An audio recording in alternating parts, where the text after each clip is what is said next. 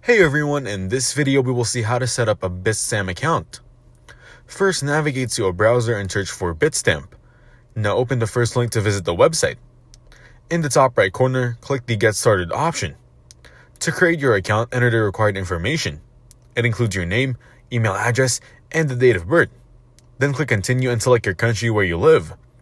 Make sure to agree to Bitstamp's terms of use and privacy policy. It'll send a verification code to your email, so check your inbox. Next, go to your Gmail account and open the mail from Bitstamp.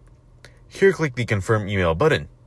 After that, enter a password and confirm it for the safety of your account. Ensure to complete the requirements of the password and continue. Before you can start using Bitstamp, you will need to complete the following steps. First, enter your info and upload documents. Then provide basic financial information and enable extra security. Here, click the Start Verification option. Next, enter your phone number correctly.